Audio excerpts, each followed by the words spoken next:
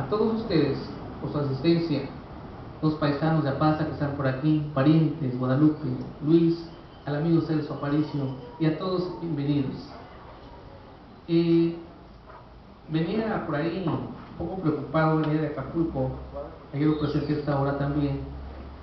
Estamos acostumbrados ya, o ya me acostumbré, los escritores, por regular siempre estamos en la cultura solos.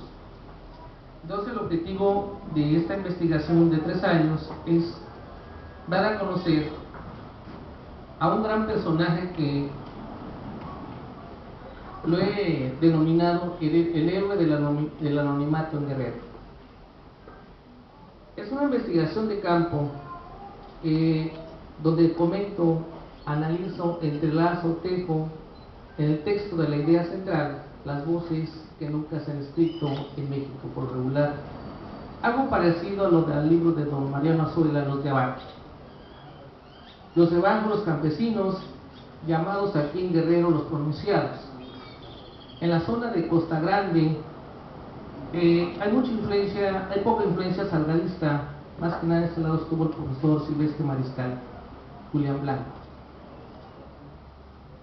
Hablando de profesores, pues creemos que en mi investigación encuentro 3 personajes principales que son los ideólogos de la revolución, como es el caso del profesor Pablo Torres Burgos, quien convocó al pueblo a rebelarse en Morelos, en Anecuico, donde el coronel Zapata pues asiste.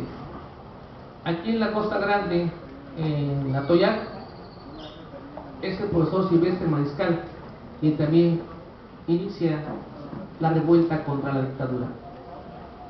En el municipio de Teoloapan, o de Sitio de Aldama, es el profesor Rígido Barrera, originario de La Concordia, cercano al pueblo de Los Sauces, también quien asesora al general iletrado o analfabeto, el general Jesús H. Salgado. ¿Por qué esta obra? Bueno, tiene un antecedente familiar. Cuando estudiaba la Normal Superior Chilpancingo, la especialidad de geografía, me decía, bueno, te puedes titular con una monografía de tu pueblo. Entonces vi la estructura del protocolo de la investigación de la monografía y digo, bueno, pues voy a escribir lo que decía mi abuela, lo que me contaba bajo un guamuchi. Y sí, hice la monografía, salieron 8 capítulos. Por cuestiones económicas tampoco la había editar. Pero rescaté de las 119 cuartillas 33 que hablaban del general Salgado. Ahí en la casa, su casa en La Pazla, anécdotas que me contaba mi abuela cuando llegaba al pueblo, allá en la casa. ¿Quién fue Jesús H. Salgado? Pues fue un gran personaje que el estado de Guerrero lo tiene olvidado y que me he dado cuenta, aquí estarán los compañeros de cultura, que casi la cultura no se le invierte, no se le aporta nada. Por eso tenemos el 95% de mexicanos que ven novelas mejor, y el 3% leen de medio a un libro al año. El 95% no lee. Mientras, bueno, no se puede hacer comparaciones, mientras que en Europa el 95% lee de 1 a 3 libros, y aquí ella de 3% ven algunos problemas culturales. Pero bueno, entonces Jesús H. Salgado, analfabeto de entrada, fue un arriero de Campo Morado que trabajaba en la mina de un español, José M. Ortiz, llevaba las mulas cargadas hacia Balsas. Cuenta la leyenda que se roba unas mulas, ya tenía antecedentes históricos con respecto a la revolución. En ese aspecto vamos a encontrar a este señor unido a un club llamado Juan Álvarez en Huitzuco, que nace lógicamente sí, los Figueroa. Entonces los Figueroa lo convocan, pero hubo un embajador revolucionario llamado como supervisor por Francisco Madero, se llamó el ingeniero Berta, Él fue Huitzuco y ahí reúnen a gente. Los Figueroa invitan al general Salgado a esas reuniones secretas. En esta foto que vemos, ahí es en Apatzingán, ahí nació, en la casita reestructurada, todavía viven familiares, parientes, ahí en ese pueblo. Es un pueblo que se pelea junto con los Sauces, Estados Unidos, de donde es.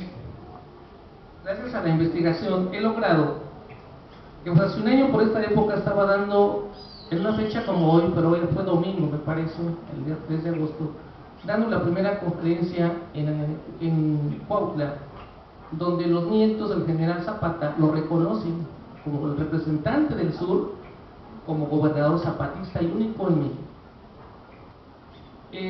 La Fundación Zapata le da su reconocimiento. Estuvo como invitado acá, ahora el actual presidente municipal, el profesor Ignacio Valladares. Entonces, si vemos acá, el libro pues hace un análisis muy breve de quién fue Juan Álvarez. Más que nada también fue casi el dueño de toda la tierra o hacendado de todo Costa Grande. El estado de Guerrero por 1874 a 90 estuvo repartido entre la familia Álvarez, la familia de Vicente Jiménez en Tixla y los Lugo, ahí en el centro de, para acá por Tierra Caliente. La segunda parte está compuesta por las haciendas.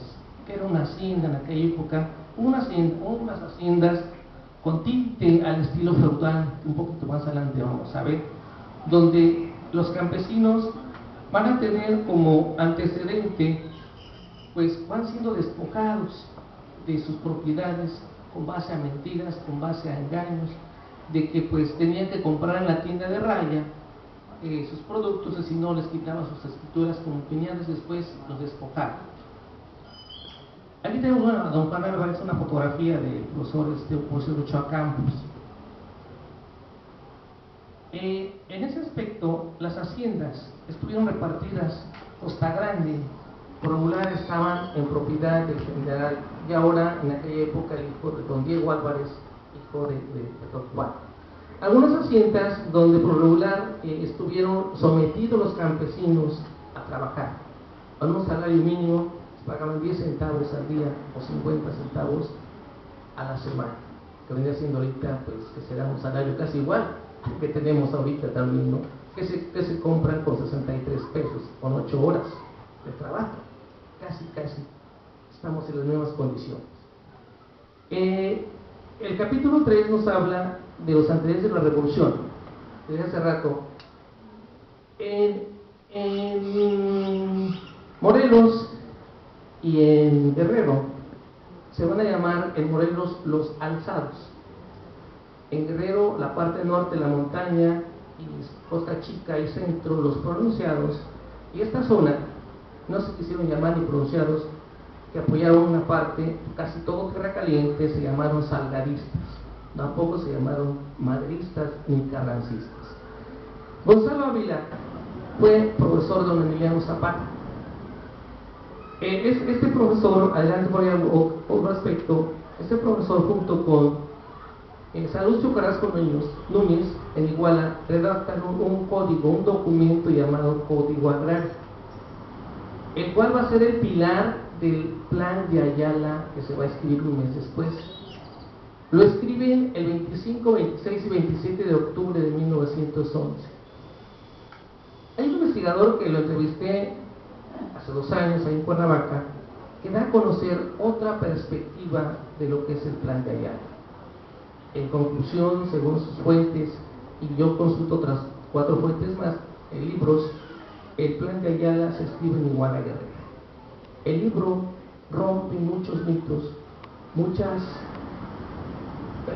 aspectos que la historia oficial da a conocer para formar solamente ídolos simbólicos al niño, con lo cual pues no tiene ningún contenido histórico ni sustento, porque quienes hacen la revolución, quienes apoyaron a Morelos, quienes apoyaron a Vicente Guerrero fue el pueblo. Tenemos al guerrillero Pedro Asensio, allá por el Estado de México y por Tasco. En ese aspecto entonces se forman los grupos revolucionarios revolucionarios. Ahí tenemos, por ejemplo, a don Ambrosio Figueroa con toda su gente. Y Jesús Salgado es el primer representante de la revolución en el estado de Guerrero. Él se levanta en armas el 4 de diciembre de 1910 en Los Sauces. La historia oficial del estado dice que fueron los Figueroa, que Huitzuco es una de la revolución en Guerrero. No es cierto. Los Sauces es una de la revolución en Guerrero, porque es quien se levanta por primera vez en armas a 14 días que Francisco y Madero se levanta en Ciudad Juárez. En ese trayecto de levantamiento de armas, los Figueroa muy vivos ya estaban. Figueroa Uriza, un biógrafo de los Figueroa y sobrino de ellos, pues narra donde ya Figueroa en unas cartas estaba negociando la paz con Porfirio Díaz. Entonces, ya por esta parte, Ambrosio se va a negociar con Díaz a la Ciudad de México, y Francisco se viene acá a apaciguar a Julián Blanco y a Silvestre Marical, que ya no le entrarán a la revolución porque ya se estaban dando las condiciones. Salgado se entera y empiezan las diferencias. En ese aspecto,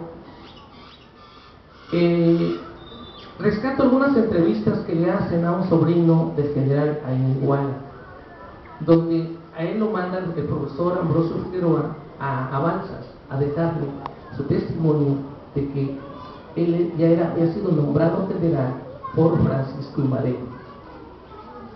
En una entrevista que le hago a un pariente en Tepecuacuilco, dice, también profesor Salgado, Fabián, dice, es que me contaba mi abuelo Julián fue hermano del general Froche Salgado, que el primo Jesús se fue a la revolución por flojo, porque no le gustaba trabajar en el campo, fíjense.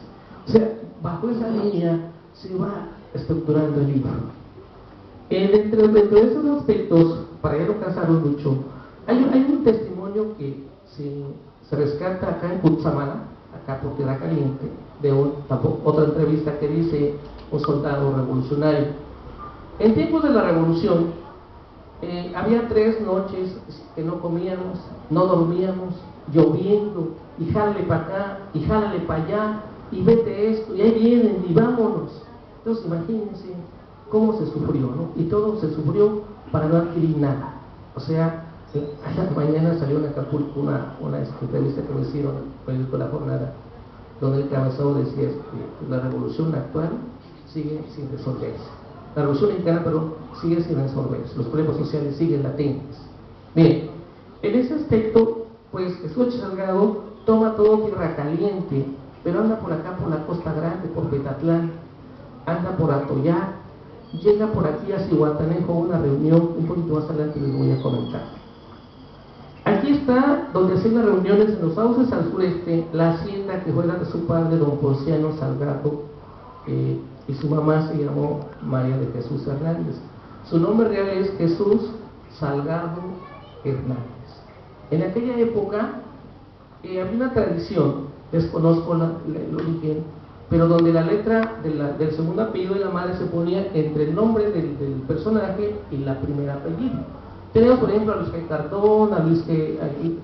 Sánchez, o sea, donde por regular se invertían totalmente. Y además, déjenme decirles que tenían su doble personaje.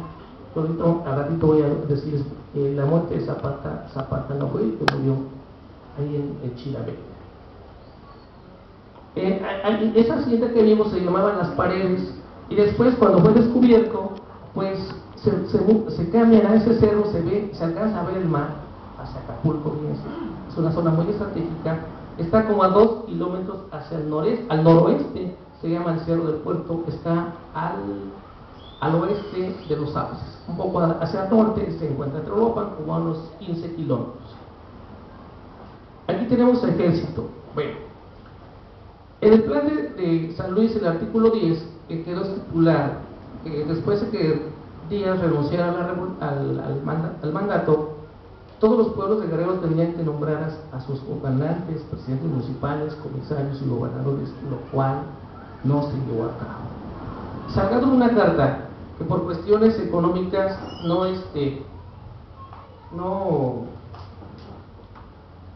no pude meterla acá. El libro estaba compuesto por 421 páginas. Les diré que yo financié la familia, financié el libro y le tuve que quitar 100. El libro está integrado por 315. Pero todos son testimonios, pues, en el cual la carta se la manda a Francisco León de la Barra, en el cual narra y describe todas las poblaciones que tomó, desde el 7 de abril que tomó Coyuca de Catalán, y todos los pueblos, entra por los sauces, Tetela del Río, llega a Tlapehuala, Cutzamala, Tlalchapa, Celia, Tamirano, y sigue por acá otros hasta Zihuatanejo, que se engloba con Silvestre Mariscal y Julián Blanco. En ese aspecto, pues vamos a ver que son situaciones, pues, de voces que rescato en mi investigación. Hay una fuente importante que da a conocer la Universidad Autónoma de Guerrero en 1983-84, de un secretario particular de otro revolucionario ahí en Tlacotepec, la sierra, donde también narra en vivo y escribe los testimonios que ellos vivieron. En este caso,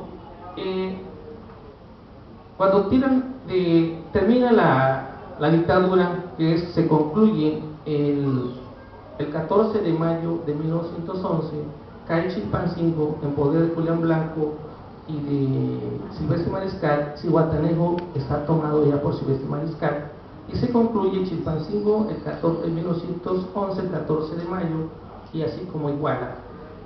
Se nombra en Iguala el 16 de mayo el primer gobernador revolucionario en México, y fue el profesor Francisco Figueroa. Por sus andanzas que tuvo Ambrosio Figueroa y sus contactos con Porfirio Díaz, la Junta Revolucionaria, lógicamente, nombra a él, pero el único que se opone a su nombramiento va a ser Jesús H. Salgado. Ya los conocí, ¿sí? Lo que les comentaba hace rato, el plan de Ayala se escribe en un documento llamado Código Agrario de la Ciudad de Iguala, Guerrero. Son los Carrasco Núñez, quien fue abogado de Emiliano Zapata en 1904, cuando su padre es despojado por un hacendado de su hacienda llamada el Hospital al noreste de Anenecuilco. Entonces el abogado licenciado Salustio le litiga y le hacen perdedizos los documentos ahí en Cuernavaca al padre de Emiliano Zapata. Fue la causa por la cual se reveló. En un testimonio que encuentro en un libro escrito ahí que se llama Lugares de Zapata, de Reyes y Lugares de Zapata, cuando Zapata se acerca al profesor Pablo Burgos, le dice un compadre a Zapata: entonces, ¿qué, compa? ¿Nos vamos con el profe? ¿Cree que se levanten armas? Dice Zapata: pues quién sabe, pero pues vamos a ver. Pero antes vamos a pasar a la tiendita, echarnos unos tecates. O sea, bien, ya había cerveza Tecate todavía en aquella época, ¿sí? Por lo tanto, Salgado entra a la revolución como maderista desde 1910, 4 de diciembre, hasta el 12 de diciembre de 1911. Y posteriormente quienes encabezan el zapatismo va a ser Pablo Barrera. Salgado se enfila desde 1912, el 12 de enero, hasta 1917 como zapatista, ¿sí? De antemano, ahí es cuando la fotografía que vemos, que viene en el libro, es cuando se inunda el Teloloapan, el 12 de diciembre de 1911. Teloloapan, si vemos aquí las fotografías, fue el centro, es el puerto de entrada hacia México, hacia Acapulco, hacia Iguala. Iguala era el centro granero y agrícola de aquella época, que subastaba productos, tanto aceite como jabón, casi todos los productos para cavar, y principalmente el aceite, que era el que también se elaboraba en Teloloapan, que eran españoles los dueños de esas fábricas, y que se llevaban a las minas de Campo Morado, principalmente acá por Arciero. Campo Morado en aquella época fue una mina de gran importancia, así como Tasco de plata y Campo Morado de oro, que era la base económica de aquellos hacendados que daban empleo o se metían al campesino a la hacienda. Lógicamente, Jesús H. Salgado pues va a ser reconocido, pero se adhiere el plan de Ayala, y ese plan de Ayala, pues les decía, se escribe en Iguala. Cuando es una entrevista con este amigo del profesor, el doctor Lavín Díaz, es el que escribe sobre el Código Agrario, y yo presento una conferencia ahí en el municipio de Ciudad de Zahualcóyotl, que radico, y llega un profesor de Iguala, que dice, ¿sabe qué? Estaba en la revista donde escribo artículos de Iguala, ese documento yo lo vi, lo tenía en la puerta, ese Código Agrario está en la casa, debe permiso que yo lo busque, se lo puedo enseñar. Entonces el documento se extravió en Iguala, y créanme que si se encontrara, iba a romper, iba a dar muchos cambios como está dando el libro de la investigación. ¿Sí? También viene en ese aspecto como maderista, viene un documento que se da a conocer 14 días antes del plan de Ayala.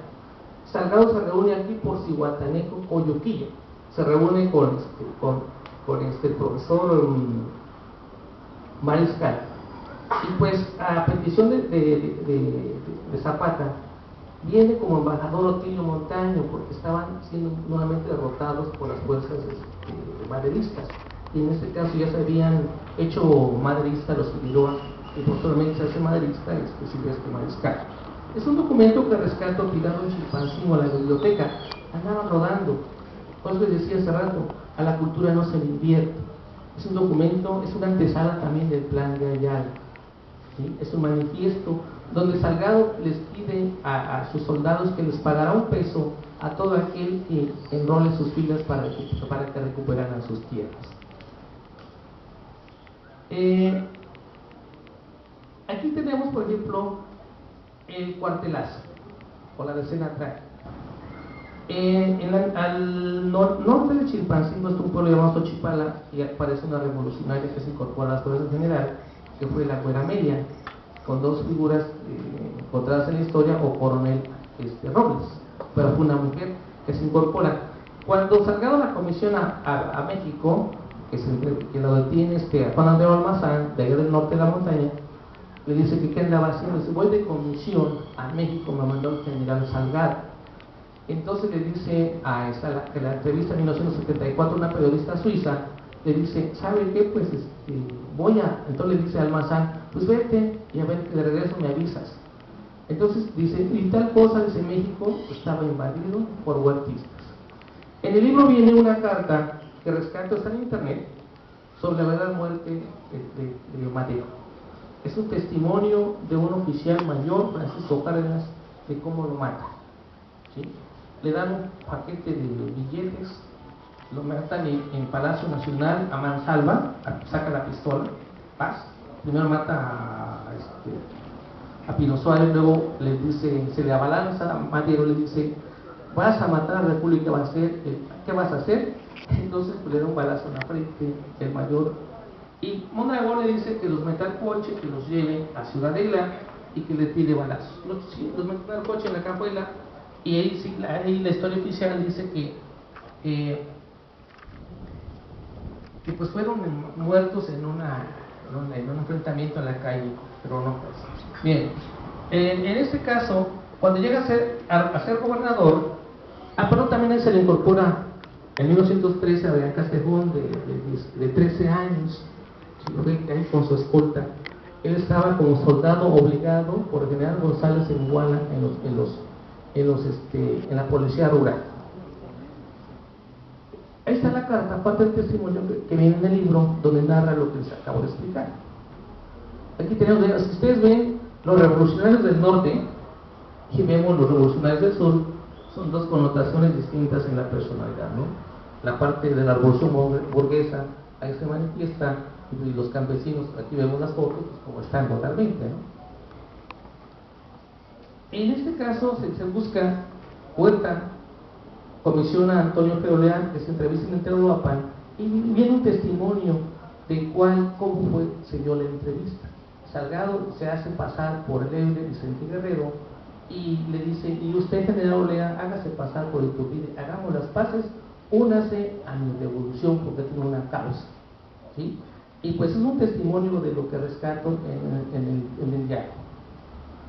En la toma de Chilpancingo, muy breve, vamos a ver que pues son en 1914 quienes llevan un gran oleada de gente revolucionaria a tomar Chilpancingo para derrocar a Huerta. Son los calentanos, algunos personajes como Custodio Hernández, el Coyote Nabor Mendoza y el general Álvaro Lagunas, que fue el representante del salgadismo en Tierra Caliente, reúnen 2.400 calentanos. Sí, y Salgado llevaba 800, o sea, fue el más ejército que se complementó para tomar Chilpancingo. El 25 de marzo de 1914 triunfan los revolucionarios y Salgado es nombrado gobernador en una junta en Tixla Guerrero por Emiliano Zapata. Y bueno, aquí vemos una fotografía donde le están dando armas, un médico ahí en Teloloapan. Cuando es gobernador, expropia una hacienda de un hermano del general Olea, allí en el sur de Iguala, que es la hacienda de Atlistán. Es una fotografía que obtuve también en la Fototeca Nacional. Allí en esa hacienda se elaboraron los pesos y billetes llamado Ejército Libertador del Sur. Bueno, allí tenemos el puño. Es una fotografía que está ahí, donde también fue saqueado. Visité en Cabo de Campo esa hacienda, pues ahora son ruinas, ¿no? Totalmente. Fue todo tirado. Ahí está una capilla, está destruido, todo, así como siempre, saquean lo que es el valor de un edificio. Ahí en esa hacienda elaboraron, tenemos un billete de a peso que se llamó Ejército Libertador del Sur, Ejército Revolucionario del Sur. Es un billete de a peso, lógicamente, cuando fue gobernador. Su banco lo funda el 5 de octubre de 1914, en un documento que es reconocido por el general Julián Blanco aquí en Acapulco el 10 de octubre. Otro billete de a 5 también.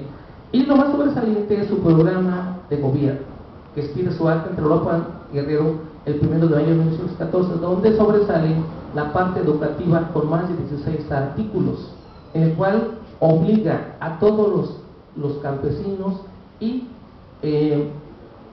niños que fueran a la escuela. Dentro de ese aspecto hay una parte que viene en el libro donde Salgado le escribe a Zapata, empieza a mostrarse sobre el conflicto, de cómo se debería administrar, le pide un consejo de cómo debería administrar el ayuntamiento, pero no escribe bien Salgado. Salgado lo enseñó a escribir el profesor Brígido Barrera, y le dice a Zapata en una carta que viene en el libro: señor general, ¿escribe a galope a caballo montado o durmiendo? Salgado le contesta: el general, no sé escribir todavía. Está la carta en vivo, está en Izcateopa. Esto es la parte de la acta. Bueno, si no es una fotografía del enfrentamiento. ¿Por qué perdieron los revolucionarios? Ya en esa época estaba de moda la metralleta de tripié. Lógicamente, los campesinos se hacían de armas, muchas veces como changos, y perdón la palabra, ponían entre cañones o entre la sierra trampas y les caían como changos arriba, y de esa manera se hacían de las armas y de los caballos. De 1917, para concluir, es un documento que rescato en el Archivo de la Defensa Nacional, donde empiezan los conflictos con Emiliano Zapata.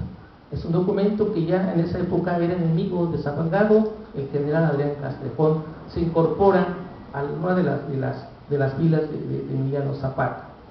En ese documento, en el segundo, también viene donde Castrejón secuestra a las hermanas de Salgado en Iguala. ¿Sí? Entonces Salgado cita a una junta aquí en el Pedregal. Yo no conocí esta zona desde aquí antes de llegar a Petatlán, a sus revolucionarios, y les pide que se iban a desertar de Zapata, que se iban a incorporar, y nombra a Epigmenio Jiménez de Tepecuahuilco que fuera a llevar la carta a Durango para que se incorporara a las fuerzas del general Francisco Villa. Y ahí porque el libro zapatista, villista, maderista. Concluyendo, les diré que pues hay una amiga investigadora ahí en Chilpancingo que está también llevando la misma línea de investigación sobre testimonios orales y documentos, y en un trayecto cuando Guajardo cita a la 1 de la tarde a Emiliano Zapata en Chinameca, hay un cambio enfrente, hay una parte de Mala Piedra, ahí se cambia quien entra a Chinameca es su compadre Agustín Cortés, muy parecido a Emiliano Zapata. Y Zapata huye, se va, ¿sí? Cuando traen el cadáver hacia Cuautla, a él, como le gustaba el jaripeo, una recta del azar le vuela la parte izquierda, si no me equivoco, esta parte del dedo.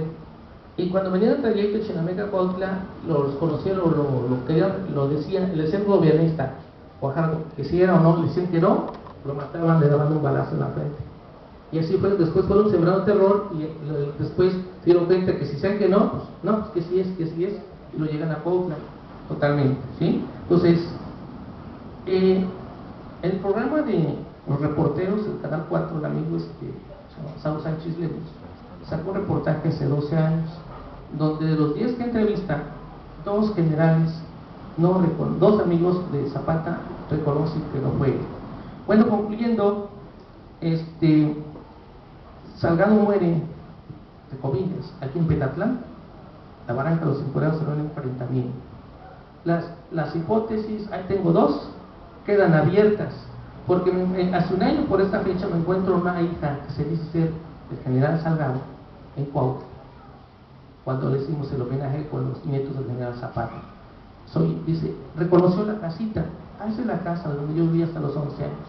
Entonces, Rómulo Figueroa, que lo enfrenta aquí en la barranca de los Encuerados en Petatlán, se dice que llegaron unos salgadistas al pueblo porque iban moribundos, obviamente de hambre, y los toman prisioneros y le dicen, ¿dónde está tu general? Dice, allá arriba. Subieron, hubo un enfrentamiento. Se dice que él fue herido de una pierna y que llegó la señora Clara Salgado Román, dice que llegó de una pierna a Pachinga y que murió en 1935. Pero aquí hay un testimonio que narra un personaje, dice que murió en la barranca de los Encuerados el 14 de febrero de 1920. Y termino con esto, los voy a leer. Dice, soy un revolucionario convencido, pues cuando un gobierno se corrompe y no tiene más ley que su capricho, es un deber ineludible de todo ciudadano y derrocar a ese gobierno. Las letras pequeñas dicen, Campo Revolucionario 11 de marzo de 1912, Apastla, Guerrero, Diario del Hogar, publicado, no veo el número totalmente, ¿sí? Entonces, es la obra que concluyo, que les presento, son testimonios orales, rescato muchos documentos, igual vienen aquí cartas testimoniales, entrevistas, que se hicieron en 1973 al 76, y que yo hice en Apastla con aquellos soldados que estuvieron al mando del general Rodríguez Salgado y del coronel en Apastla, Fidel Pineda Soto. Pues muchas gracias, si tienen alguna pregunta, estamos para contestar.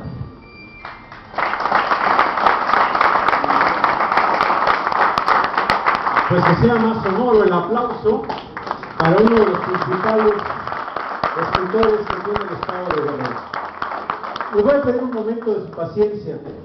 Al momento en que van a disfrutar de una bebida refrescante y unos canapés, pueden ustedes también deleitarse con la exposición Cihuatanejo del Ayer, que es una exposición fotográfica del profesor Lázaro Ramírez Cervantes, cronista de nuestro bello puerto. Y también un poco más tarde, después de que echemos una platicada aquí, que hagamos pues una convivencia grata, agradable, amistosa, fraternal, pasemos a la explanada de la cancha municipal a disfrutar de la exposición pictórica Pateando Piedras, cuya autora es Rubí Quintana Ceballos, allá en la cancha principal. Y el día 16 de agosto, en la finca de adobe que está atrás de la notaría enfrente del Conalep, se presenta el libro Querer Vivir del Cuento, de nuestro as de oros, Toño Urbina, el 16 de agosto, en la finca de adobe que está frente al Conalep atrás de la notaría. A las 6 de la tarde los esperamos para seguir sembrando la cultura aquí en tierras costeñas. A nombre del Instituto Municipal de la Cultura, del Museo Regional de la Costa Grande, del profesor Crispín, de nuestras autoridades en Cihuatanejo de Azueta, Les dejamos el corazón y agradecemos la asistencia a cada uno de los eventos que se convocan en esta hermosa tierra del lugar de mujeres. Pueden pasar ustedes a disfrutar el resto de la tarde con fotografía, alguna bebida refrescante, exposición, y les invitamos a que hagamos la fila por aquí para comprar el libro del maestro Crispín. Vamos a romper con ese estigmático sello de que en México o en Guerrero no se lee. Vamos a adquirir nuestro libro y a disfrutar de estos apuntes que seguramente fueron largas noches y extensos días de investigación. Vamos a darle la palabra al profesor Lázaro Ramírez Cervantes.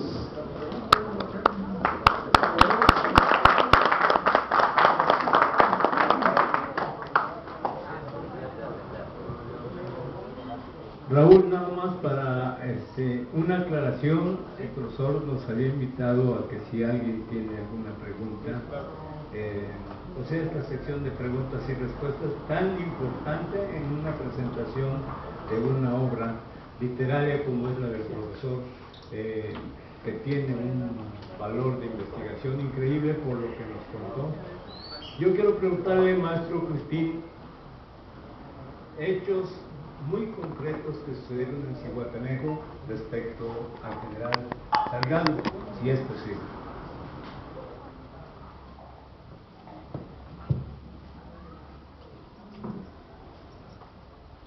Cuando está la intervención norteamericana en 1914, que por cierto el nieto del general Villagal, quien ahora tengo amistad con ellos y con los hijos de Zapata, hay una reunión convocada por Silvestre Mariscal aquí en Zihuatanejo, al cual no asiste Salgado, para ver qué línea tomaba, si le apoyaban a Huerta o apoyaban el plan de Guadalupe que estaba allá en el norte, el cual después va a ser contraatacado por Carranza. Pero por esta zona casi no llegan porque fueron tierras de dominio de Silvestre Mariscal. Esta zona casi no. Más que en 1913 opera desde Tlacotepec, Petatlán a Chilpancingo. Esta zona son tierras revolucionarias, repito, el profesor Silvestre Mariscal, al cual no hubo gran enfrentamiento por esta zona.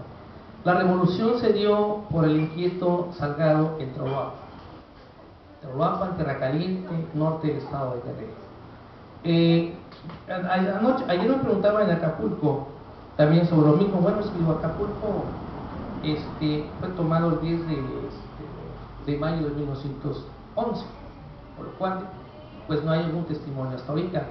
No me he metido a esta zona porque lo que yo quería era construir la biografía general, pero hay muchas cosas que están saliendo, siguen saliendo mucha historia oral.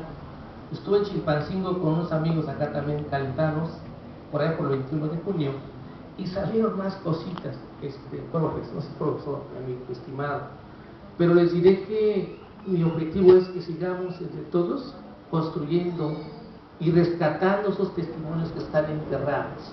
Eso fue mi objetivo de mi obra. Muy breve le comentaré que inicié mi obra puesto que mi abuela en narraba, yo tenía como 5 o 6 años.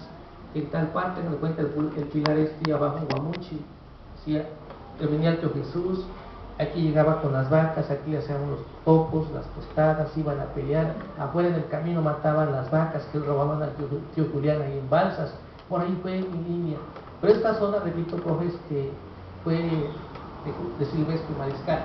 Hay un libro que está en Atoyac, hay un libro que se llama Memorias de Silvestre Mariscal, pero yo no lo consulté, les soy honesto, más que trae una parte que sale de otro libro sobre cómo se toma Acapulco y parte de Cihuatán. No sé si